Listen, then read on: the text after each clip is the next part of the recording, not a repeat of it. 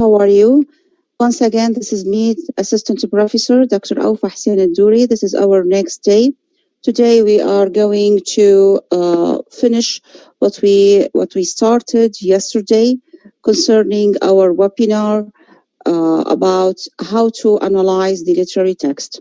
Today we are going to discuss strategies of analyzing drama and poetry. الصوت واضح للجميع رجاءً.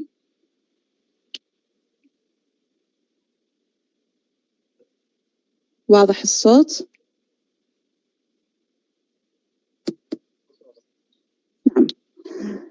I'm going to start with the dramatic text of the plays.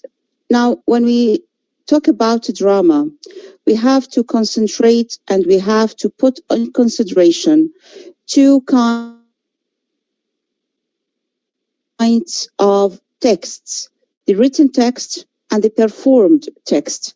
Now, the written text is that one that we find in a book of a play, and it includes the primary text, which entails the exchanged dialogue among the characters. What is exchanged among the characters through dialogue, the written language in the form of dialogue exchanged among the character. So we call this the primary text. Where do we find the primary text? We find the primary text in the written text or in the written book. The secondary text includes scene description, how the characters look like, how they act and react in certain situations, how do they speak, etc. Here I have an example from certain play. Now the writer in this example is describing the stage, he is describing the milieu, he is describing the setting. Now the setting is a living room. The front and the two side walls make a triangle that slopes to a door bag center. Furniture, table down right, sofa left, TV set left front, armchair upright center, two chairs close to table. Now, this what we can find in the book of a play, which entails what primary text, the dialogue exchanged among the characters themselves, and the secondary text, which places the reader in the milieu, places the reader in the location, the imagined location in the book. Another kind of the text is the performed one. In Arabic, we call it رؤية المخرج. رؤية المخرج للإخراج المسرحي، للعمل المسرحي. كيف سيضع هذا الأثاث، كيف سيدير الحركة الفلانية للشخصية، كيف سيتكلم، ما هي انفعالات الوجه. فهذا يعتمد على رؤية المخرج, which we call performed text. At the theater, one is presented with a version of the play which has already been interpreted by the director, actors, costume designers, makeup artists, and all the other members of the theater staff who bring the play to life. Now, we call all these things mise en scène, stage direction, sounds, lights, music, certain sounds that come from the behind the walls, etc. And so all these things, mise en scène in English, it means to put into the scene. And we have also what we call multimedia elements. We call it sound, music, and lighting. So this is the performed text. Yani we have, that's why all the time when we analyze a dramatic work, we have to, or when we analyze a play, a drama, we have to keep in mind that we have two texts, the written text and the performed text, especially when we analyze a dramatic work that belongs to modern, postmodern, and metamodern age. Why? We have to put this in our consideration, the written text and the performed one, because originally drama was written to be performed. Another important thing is that in modern age, postmodern and metamodernism, we have to read the written one, the play in a written form, alongside the way this written form is performed on the stage, because sometimes we cannot understand the materials that we are reading inside the book. We need to watch the play via going to theater, via YouTube, via many different media, by many different mediums, sorry. Now, knowledge about the drama. Of course, we have to keep in our mind that we, after all, we are an MA students or a PhD students, and we have to acquire certain knowledge about the drama. So we have to be familiar with the dramatic techniques. What do I mean by dramatic techniques? We have to be familiar with what do we mean by catharsis? What do we mean by dramatic monologue, soliloquy, aside, the chorus, the function of the chorus, all these elements, alongside the plot, the character, the setting. And we have other dramatic elements. Dramatic elements, it could be, for example, certain techniques, certain things that I am going to follow inside the certain things I have to find in any play, especially, for example, the time and the place. And I want to remind you that Aristotle insists upon the unity of time and the place and action, while when we go towards the Renaissance age, there is no unity of time and place and action. So this is Marlowe's and Shakespeare's deviation from the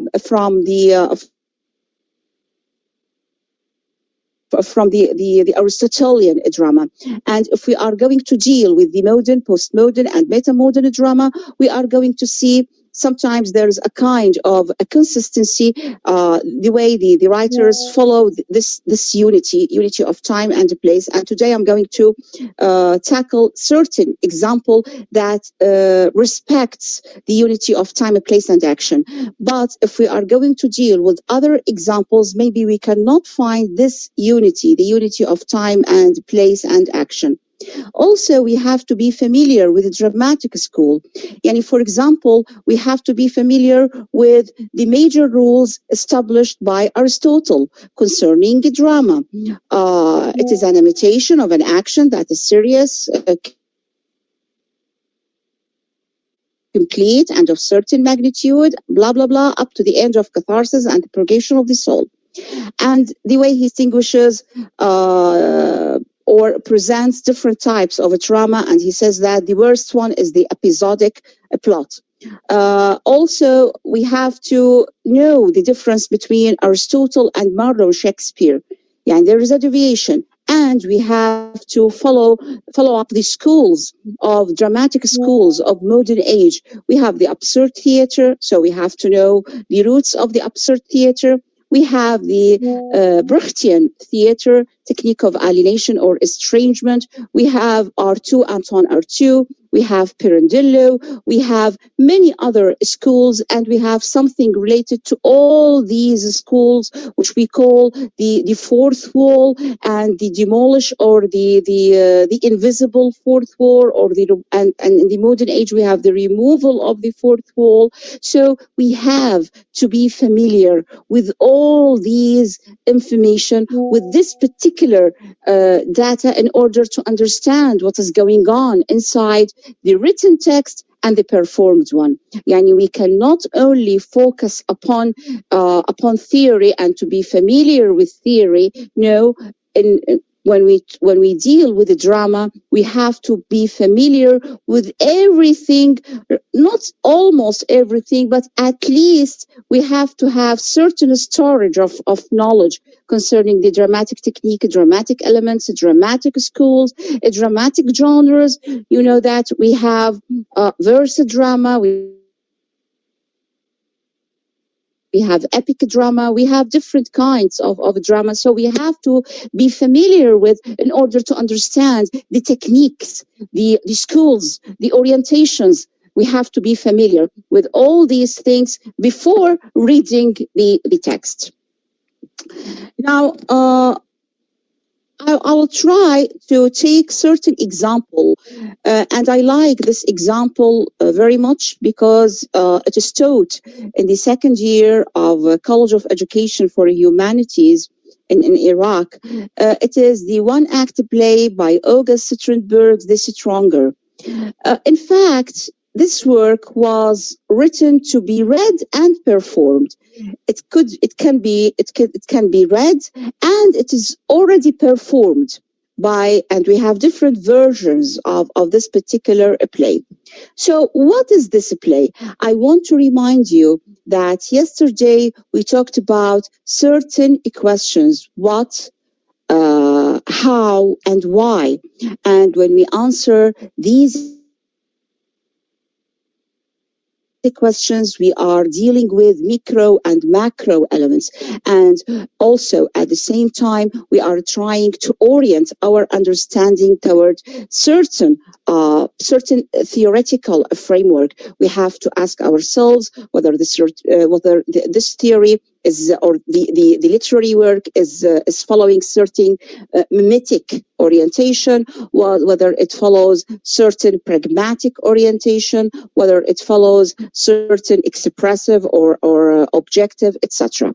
So August Strindberg's The Stronger, it is one-act play. It has uneventful plot. Yani, in fact, we do not have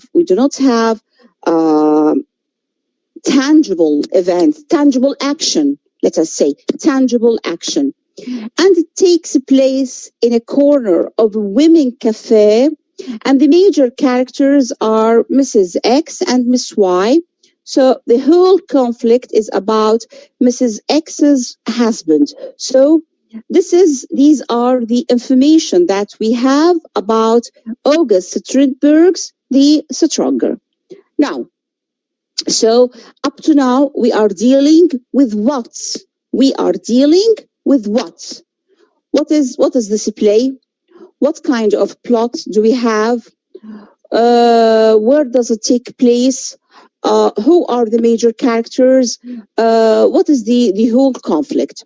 Now, another what is, we are going to move a little bit further to ask about the significance of the title.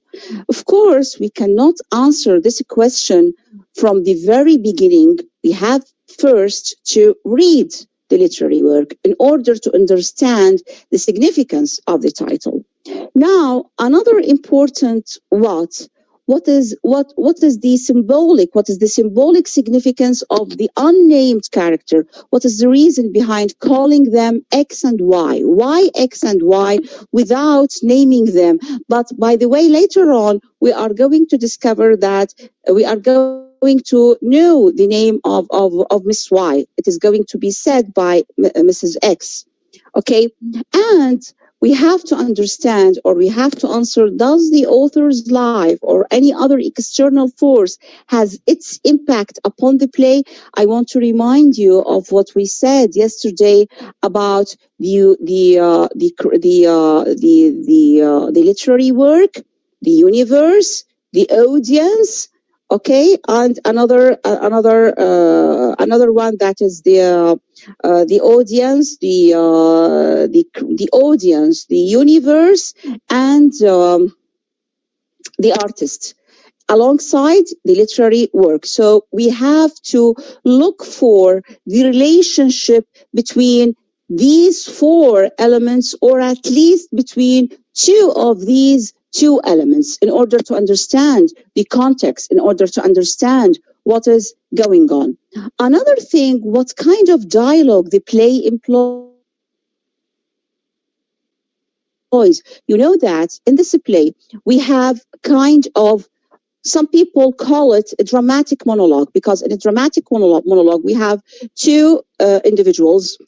One of them is the speaker and the other one is the silent listener. But in fact, the other character is not silent. In fact, it responds by means of facial gestures, by means of body language. So as if this Miss Y is using unverbal language. So this is another important question. What is the reason behind giving the verbal language to one character and making the other one a silent character? We have to understand. Now, if we want to weave all these elements together, I can say that we have a women cafe. We have two characters, and these two characters are what they are, women. Okay, so right from the very beginning, I can assume that maybe the theoretical framework is going to be something about feminism. It could be, but when I read this play, I decided to analyze this play from an existential feminist perspective. How? Because in existentialism, we have the conflict between the pour soi and the une soi, the self and the other. One of them is stronger than the other. One of them is receiving the power of the other. One of them is an agent, while the other one is a receiver. Yani one of them is a generator of power, while the other one is a receiver of power. So in this case, I can analyze this particular play either from existential feminism or according to the concept of Foucault power relations and the binary oppositions. It depends upon my own reading. I decided to analyze this particular play from a feminist perspective, existential feminist perspective, and of course we call sometimes and all the time, I tell this to my student that Foucault is just like a salt in the food. We can find him everywhere. So when we talk about binary oppositions, when we talk about power relations, we can find this everywhere. So here, according to these quotations, we have existential struggle, existential conflict, and we have power relation. One of the two characters is stronger than the other, and one of them is a receiver of action, while the other one is a generator of action. Let us read. It was so strange about us. When I saw you the first time, I was afraid of you, so afraid. The speaker here is Mrs. X, not Mrs. Y. It was, I want to remind you that the verbal language comes on the tongue of Mrs. X, not Mrs. Y. It was so strange about us. When I saw you the first time, I was afraid of you. So afraid I didn't dare to let you out of my sight. Wherever I was always near you. I didn't dare to be your enemy, so I become your friend. Now, the main question is, who is stronger than the other, Mrs. Y or Mrs. X? Now, according to the first quotation, Mrs. Y in the past was stronger than Mrs. X, and Mrs. X was a receiver of power, a receiver of action, while Mrs. Y in the past was a generator of action, and Mrs. X tries all the time to imitate Mrs. Y. So she tells her, I tries all the time to be near you, and I didn't dare to be your enemy, so I decided to become your friend. يعني هي مثل الهدنة. So to be your friend in order to be close to you, maybe to imitate you. Let us look at the second quotation. I had to wear your color, read your authors, eat your favorite dishes, drink your drinks. My God, it's terrible when I think about it. Everything came to me from you, even your passions. I wanted to escape from you, but I couldn't. up to now still in the past. She is recalling her memories about the past. Mrs. X is recalling her memories about the past and about her relationship with Mrs. Y with Miss Y in the past. Now, still in this quotation, Mrs. X is a receiver of action, while Mrs. Y is the generator. Mrs. Y in this quotation is the self with the capital letter S, while Mrs. X, is the Mrs. Y is the self, while Mrs. X is the other. She is othered. She feels that Miss Y is superior to her, so she decides to follow her, to imitate her, instead of being engaged in an authentic experience, instead of having the ability to be engaged in a process of being and becoming. She decides to do what? To follow the self. So here we can rely heavily upon what Simone de Beauvoir says about bad faith. Bad faith. Yani not all the time that man is the superior one. No, sometimes there is a struggle between two women against another woman. Now, another quotation. I know you are unhappy like someone who has been hurt and nasty because you are hurt. I can't be angry with you, though I like to be. You are weakling. You have taught me to drink chocolate. You have taught me how to dress. That has made my husband closer to me than ever. Thank you, Amelia. Thank you for your everything. You taught me. Thank you for teaching my husband how to make love. Now, at the present time, Mrs. X is stronger than Miss Y. The first evidence that I can bring is that Mrs. X has what? Has the verbal language. And because she has the language, she has power. Because she has language, she has power, and she has the ability to dominate everything she is surrounded by, because she has the ability to express herself. She is no more silenced. She is no more a follower. She is no more a receiver of an action. She is a generator, and she is taught, though at the hand of her enemy, how to be herself and how to satisfy her partner. So here, I want to tell you something, maybe it is out of the context. Feminism is not about women hatred for men. It is all about respect. It is all about ethics. It is all about equality. Okay. This is what I want to say about how to analyze a literary text. What are the procedures? What are the strategies? I want to remind you that, after all, maybe another important question, the reason behind unnamed, what is the reason behind using unnamed character? Maybe because the writer wants to focus upon a general idea. He does not want to focus upon a specific. So here, in this case, I want to take you back to what is said by Abrams. Here, the play is not expressive. It is directed. It could be pragmatic. It teaches us a didactic lesson how to be ourselves, and it is directed towards the audience. Yani it teaches the audience how to maybe women in particular, how to be themselves. Okay. Now, how to analyze poetry? Once again, we cannot ignore the fact that we have to read the literary work. Are you with me, please? Do you hear my voice? صوتي واضح؟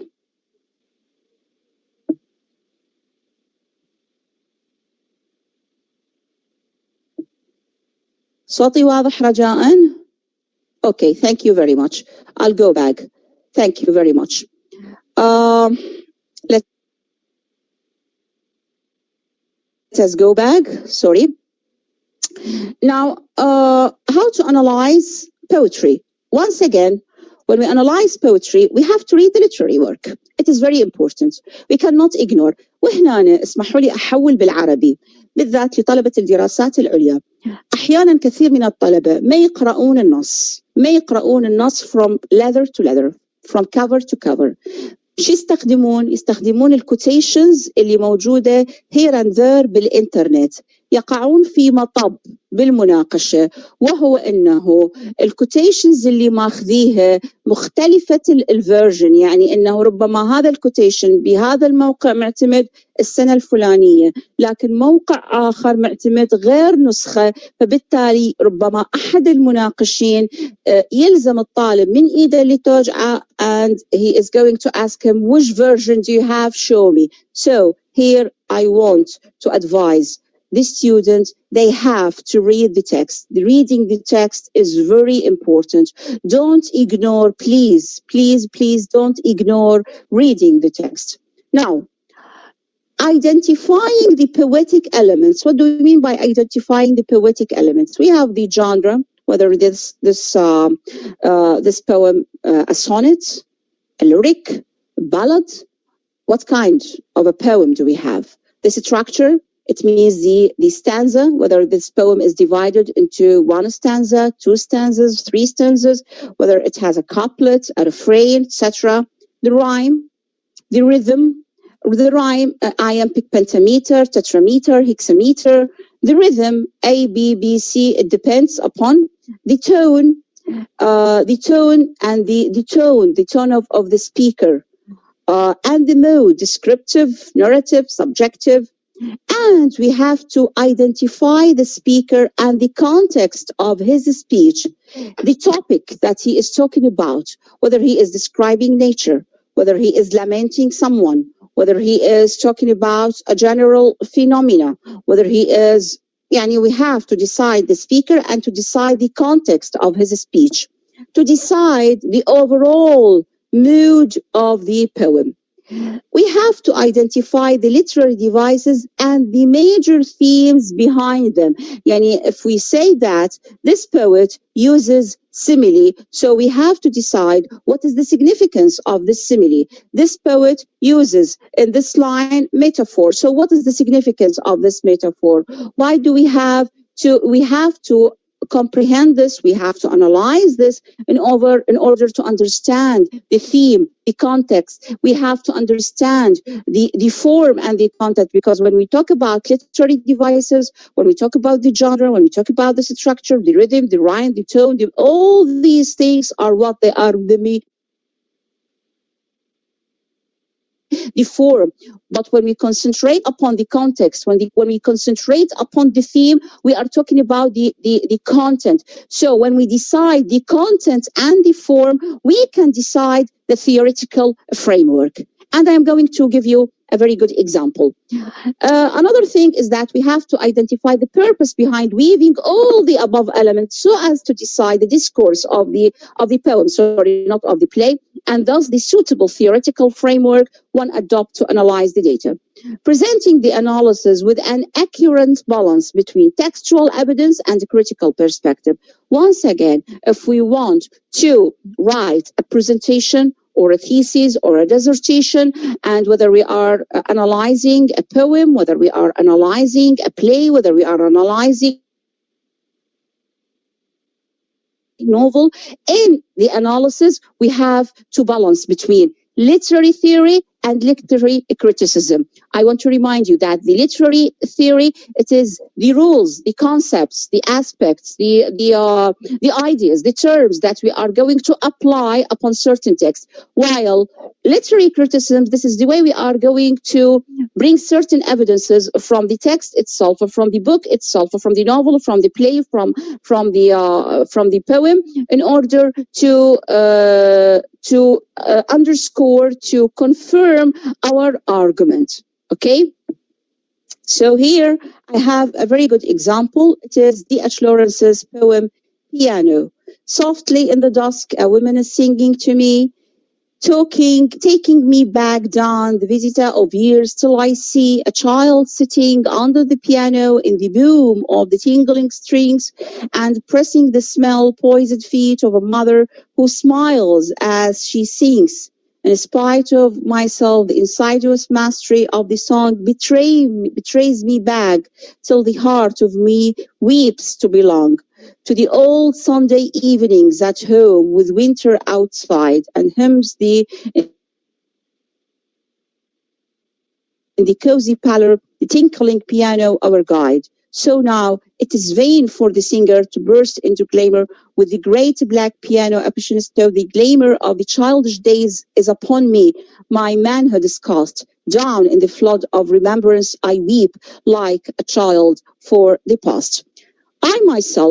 I consider this last line very important. Down in the flood of remembrance, I weep like a child for the past. I believe that this word is a key word, and this is another key word. In fact, all these words, I weep like a child for the past. Maybe we are talking about something related to a theme of nostalgia to the past, or maybe we are talking about someone who is traumatized by the memory of his mother, and this is enhanced by the word remembrance. So memory here in this poem is clearly recognized. So how can I prove that memory in this poem is clearly recognized? I can prove this through the word dusk. Now, dusk is a time during the day. It is a kind of a transition from day to night. So this transition from time to another is just like a moving between the past and the present, and between the present and the past. Okay, so this shift from this transitional movement from two different times enforces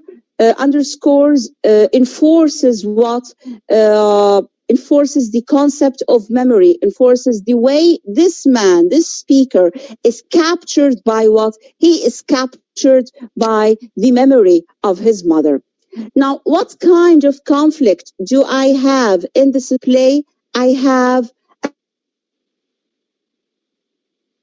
a psychological realism. Why do I have psychological realism? Because he is talking about a conflict inside him, the conflict of his sadness, the way he belongs to his mother, and the way he is captured by the memory of his dead mother. He belongs to his dead mother. So here, I want to remind you of M.H. Abrams when he talks about expressive. Here, I have what? Expressive coordinate. Here, I am talking about the author who has certain relationship to his text. Do you remember when we talked about last time, when we talk about mimetic also? Mimetic, he is trying to bring something from his original life, from his life, to what? To the poem itself.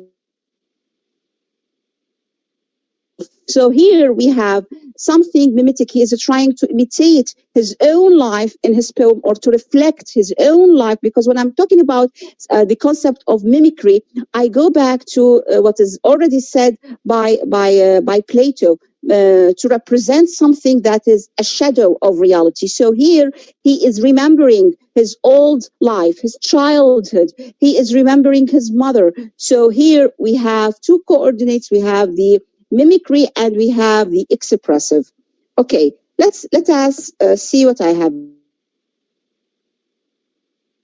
read, what I have written. Lawrence goes beyond stating ideas to show through form and language how he feels about losing someone. Piano recounts personal emotions awakened by hearing a woman singing. The song stirs memory of childhood and his mother. Remembering his mother makes him experience again his loss, and he begins to weep The emotions that Lawrence describes in the poem are more than those of sentimental nostalgia and loss. The poem demonstrates a complex interplay of feeling behind the poet's experience, conveying the sense of presentness of a past experience. Memory, moving back and forth between the past and the present. This is indicated by the word dusk.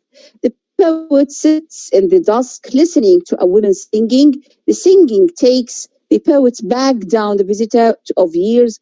There is a suggestion of intimacy between the poet and the singer when he says, "She is singing to me." Song not only awakens feelings from his childhood, but it also provides the bridge between the present and the past. The past becomes a part of the present, as the poet sees a child sitting under the piano and hears the boom of tingling strings in these lines. The use of the progressive present tense conveys a sense of immediacy. I want to give you a very good idea, or a very good guide, you can say, about studies of trauma. Whenever you see a shift between the past and the present, and there is a kind of recalling the memory of the past, you can say that in a way or another, this poet is traumatized by his experiences. And we know very well that D.H. Lawrence had a special relationship with his mother, and all the time his relationship with his mother is described as unhealthy relationship.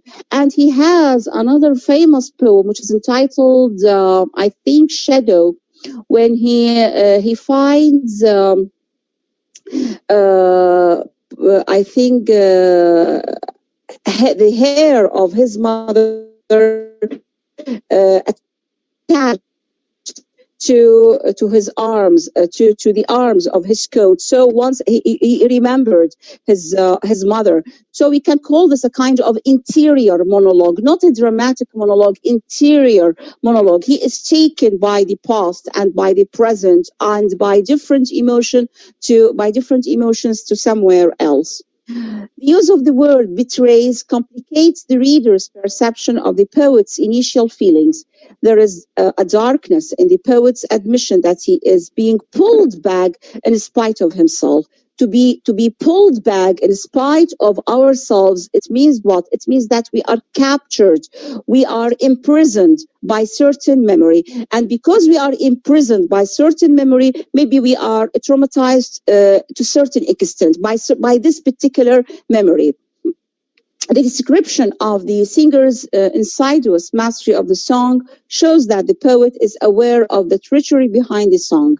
It entices him into remembering the old Sunday evenings at home where he sang hymns with his mother. By the way, all the time we are talking about the content and the form, and here though he is maybe tormented by the memory of his mother and he is weeping because of the memory of his mother, like still at the same time maybe the memory of his mother maybe gives him a kind of relief and ecstasy.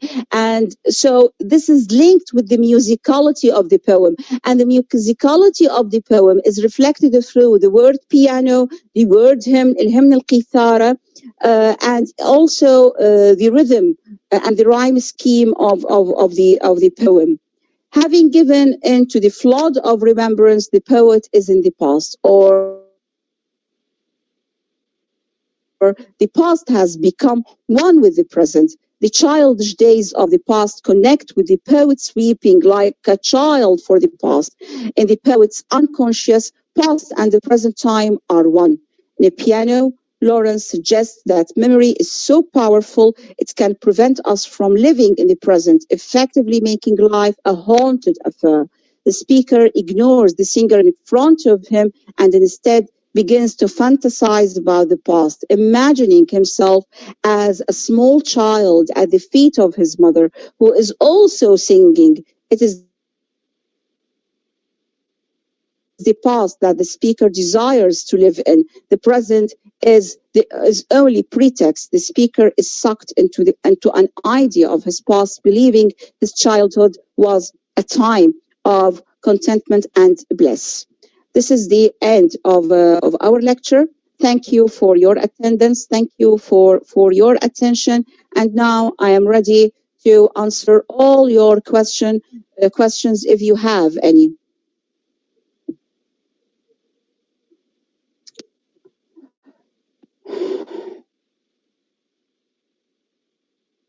أستاذ محمد.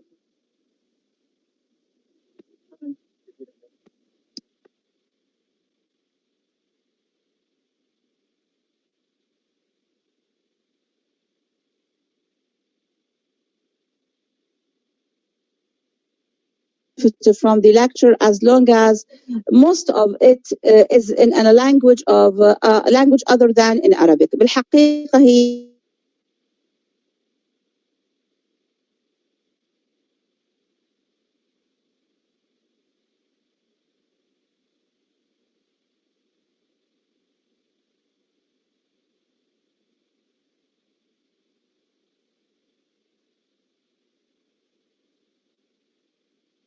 من اللغة العربية، لكن حقيقة الدورة كانت موجهة لطلاب أقسام اللغة الإنجليزية وآدابها، فأعتذر من الحضور الذين لم يتمكنوا من التواصل مع الدورة بسبب لغتها.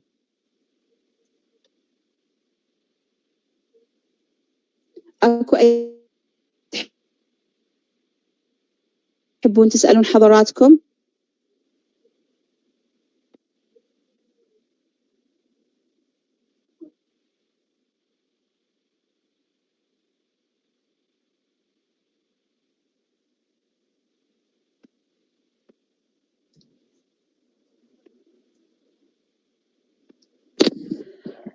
إذا تحبون بس إنه بالشات يكون تحبون إنه تفتح لكم المايك، بس ارفعوا الأيادي ومتفضلين، وأكون ممنونة لحضراتكم حتى أجاوب إذا أكو أي استفسار أو أي سؤال.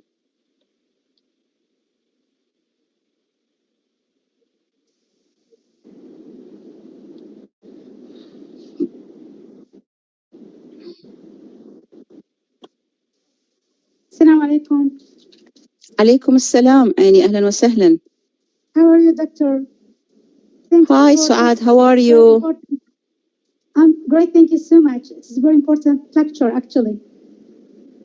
Thank you very much. Yes. Thank you. I have a question, it's an honor doctor. for me. Yeah, please. Feel free. So much. It seems that, thank you so much. It seems that there is a similarity between parts, the death of the author, and the reader response theory. Yeah. In which extent do you believe that it is very important for us and for the students to analyze the literary text by himself or by ourselves?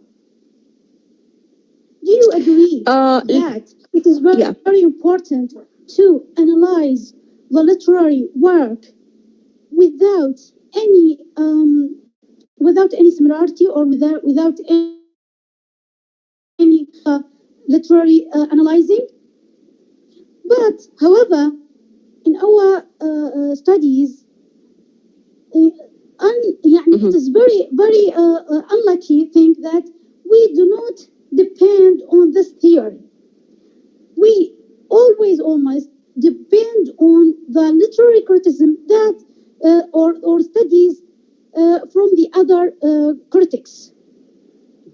So do you agree that it is very important for us and for the student to depend on these two theories in order to analyze a literary work? Thank you so much for this very, very important lecture. I appreciated it. Look, Saad, I think that the most important thing is that we have to be objective in our judgment. in our interpretation of the text. Why? Because we have to detach our own feelings. Yeah, we have reader response. There is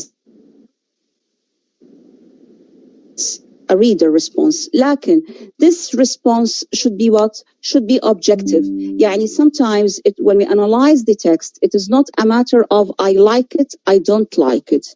No, you have to decide and to bring evidence when you decide that, for example, you are going to say that there is this weak point in this text. So you have to bring your evidence, and you can bring your evidence from the text itself or from another critical perspective outside the text that you are analyzing. Okay. After all, at the end of the day, you have to be objective. You have to detach your own emotional response from judging, interpreting, and criticizing the text. Okay. يعني when we say there is a death of the author, طبعا هو مو كل الأوقات أكو death of the author، لأنه أحيانا الأوثر حاضر بشكل أو بآخر وما ممكن إنه أقول عليه ماكو النص أصبح مو ملكي، لأنه هو حاضر بالنص وهو دا يوجهني بطريقة أو بأخرى. يعني yes, I totally agree with you. إنه not all the time we can remove the author from the whole picture. وحتى إنه لما قالوا جماعة الفورماليزم إنه ال author's intention هو fallacy، أنا مو كل الأوقات أقول ال author intention هو fallacy، لأنه هو مثلا يعني لما أجي أحكم على قصيدة ألكسندر بوب essay on criticism، هو كان قصده didactic purpose، هو عنده قصد didactic purpose، فهو عنده intention، فشلون يكون الانتنشن مالته fallacy بهاي الحالة؟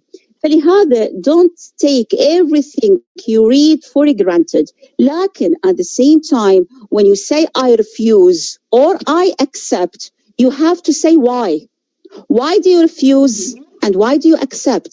And when you judge something, you have to be objective. So it depends once again upon the text that you are reading. يعني أحيانا الأوثر يكون حاضر وبشكل ما ممكن تقولين عليه death of the author وتقتلين الأوثر، لكن أحيانا رأيه بالنسبة إلك إنه أنت تتباوعين النص من زاوية أخرى. مثلا يعني على سبيل المثال أحمد سعداوي يقول على رواية فرانكشتاين في بغداد هي ساينس فيكشن. إحنا كباحثين وكمختصين بالأدب وبالنقد رواية الأحمد سعداوي مع إنه هي ساينس فيكشن هي أبدا مو ساينس فيكشن، هي جوثيك، لأنه الساينس فيكشن بها مقومات أخرى. يعني مرة أحد الباحثين كان يقول لي مو هو قال، قلت له وإذا هو قال، حتى وإن قال all of us we are human. أو مثلا يجيش مثلا كاتب تقول له أنت يبدو في أعمالك of course أحيانا حتى مو بس رايت، أحيانا الكاتب يكون كاذب. يعني مثلا يعني عفوا للكلمة، يعني مثلا أحيانا بالانترتكستواليتي أنت تتلمسين تأثر واضح للكاتب بأعمال أخرى، يجيك مصر على رأيه يقول لا أنا ما متأثر، لكن التأثر موجود واضح حياته وضوح العيان، يعني ما يراد له. فإذا في هذه الحالة ما تأخذي الرأي فور جرانتد، لأنه أنت عندك إثباتاتك، النص هو الفيصل. والنظرية في كثير من الأحيان تدعم الرأي اللي أنت تقولي. فمثلا هات لما يقول أنا ما متأثر، نعم هو متأثر، أتمنى أكون جاوبتك. هو متأثر، نعم. With a pleasure Ms. Saad. With a pleasure Ms. Saad. Thank you for your question. Thanks for your explanation. Thank you, Doctor. With a pleasure, my dear. More questions, please.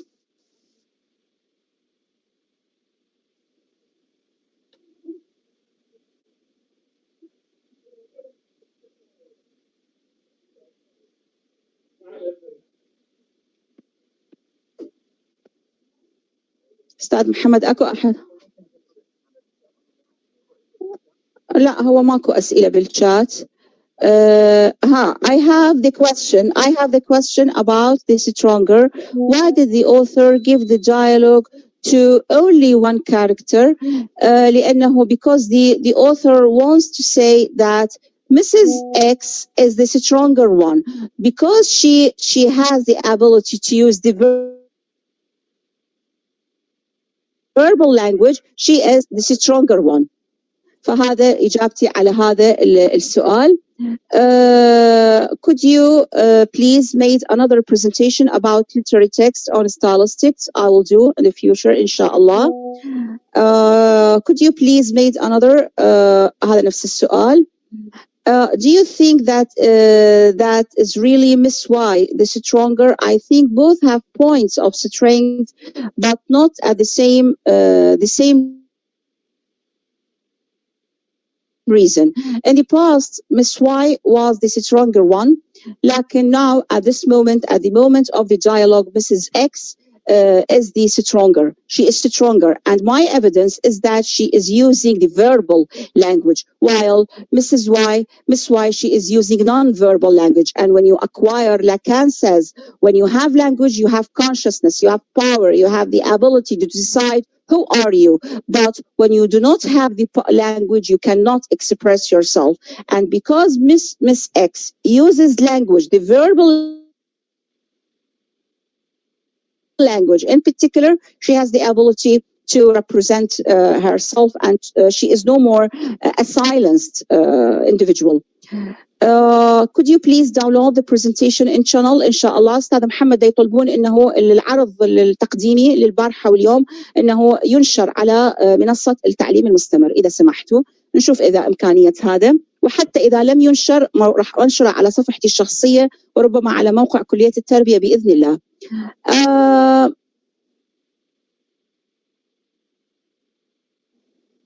Can content be separated from form without altering the message or impact of a piece?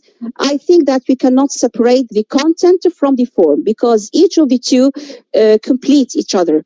Yani, if I am going to say that there is a kind of a fragmentation in the memory, how can I prove this? How can I prove that there is this memory is fragmented? By means of focusing upon a fragmented plot, for example. How can I say that or prove that this is the speaker of this passage is running?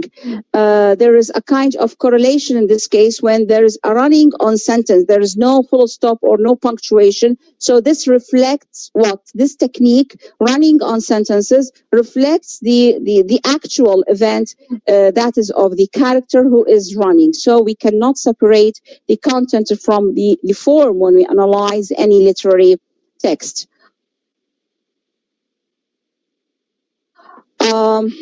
يعني أعتقد هاي هي الأسئلة اللي موجودة على اليوم، على محاضرة اليوم.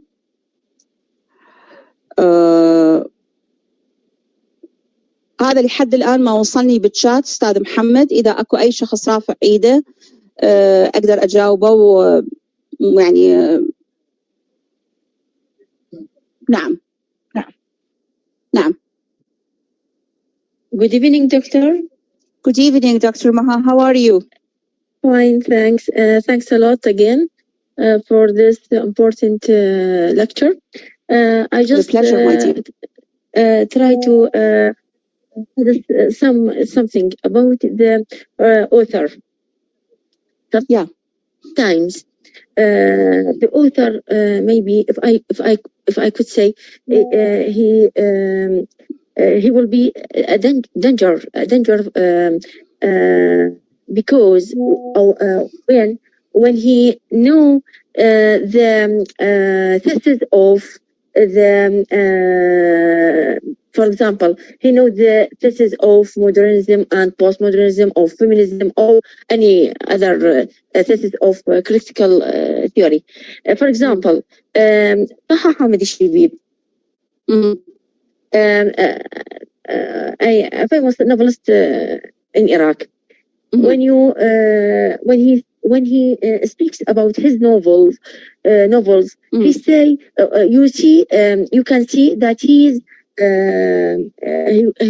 knows well the thesis of modernism, postmodernism, feminism, another يعني أي نظريات أخرى في and when you read his works, you see that there is an application for this thesis in his. Now we must say that we have, if I can say, two kinds of writers. One right to express about himself, but the other. And I see that he is more danger than the first. That who will know the thesis of theory critical. يعني دكتورة بصراحة أنا يمكن أتحفظ على كلمة danger، يعني أنا يعني أقولها بتحفظ، أنا هم أقولها بتحفظ، يعني خلينا نقول واعي. He awareness that he have more awareness from the other writer. يعني تعرفين اكو احيانا انت تقرأين لي كاتب، يعني الكاتب انت تجين تحللين النص من زاوية نقدية بحتة، فتناقشي لي الكاتب يقول لك والله أنا يعني بصراحة كتبت النص ومجند أباوع على الأبعاد النقدية اللي أنت تحكي بيها لأنه أنا غير مختص. أكو شخص طبعا الأغلبية يقولون هذا، الأغلبية يعني العموم بالعموم يقول لك أنا كتبت تعبير عن ذاتي. وأكو كتاب آخرين منهم على سبيل المثال بالضبط، واكو مثلا كتاب اخرين هم بالاساس اكاديميين وكتاب، مثلا كاتبنا العراقي المعروف سينان أنطون هو دكتور بالادب العربي ومختص ايضا بالنقد والى اخره. يعني في وحدها نخت وحدها عارف ايش يسوي. نعم يا مريم، وحدها شجرة الرمان، كله يعني تجدين فيها التكنيك واضح ومقصود، يعني احنا نتكلم عن القصدية في الكتابة يعني. وهذا طبعا جماعة البنيوية الروسية ايش قالوا والله او اعتقد البنيوية مو البنيوية العفو الشكلانية، انه والله انه والله القصد الكاتب هذا فلسي، وهذا هذا يعني اني قمت مو بالضرورة اقدر اتفاهم وياه، لانه احيانا لا يكون عنده قصد وقصده يجب أن يؤخذ به، وأحيانا قصده لا يجب، يعني مو بالضرورة حسب النص حسب تعاملنا مع النص، يعني مو بالضرورة مرات يؤخذ به مرات ما يؤخذ به، مرات تحسيه هو متقصد يبين تقنيات، مرات يقول لك هو ما متقصد لأنه ترى أكو شيء. مثلا هسه أنت تجين على بدر شاكر السياب، السياب كان يعترف انه هو متاثر بتي اس اليوت، فحاول ينقل التقنيات مثل ما هي.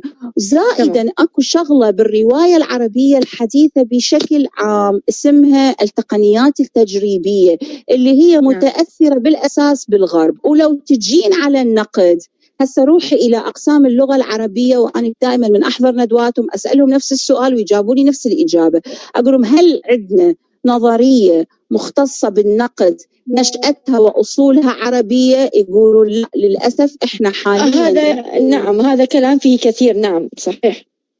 يعني إحنا نعتمد بنقدنا للنصوص على منظرين أجانب، بارث وغير بارث وإلى آخره، فوكو باختين.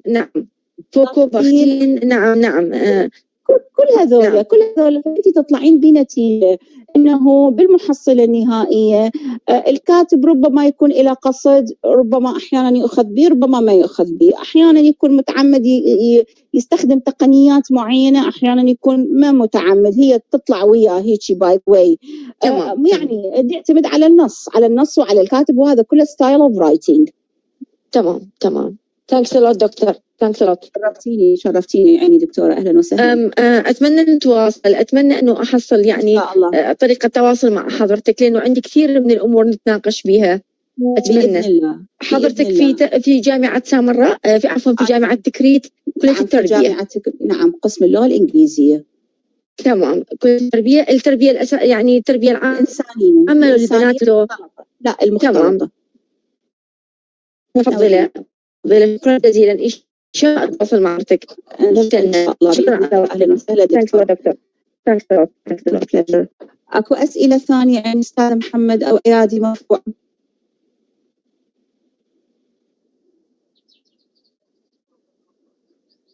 تمام. إذا ننهي يعني الدورة مالتنا. شاكرة جدا لإدارتك للمحاضرة، وشاكرة جدا الحضور الكرام لحضورهم ولإنصاتهم ولأسئلتهم. ممتنة وشاكرة جدا، وإلى لقاءات أخرى بإذن الله. تحياتي للجميع.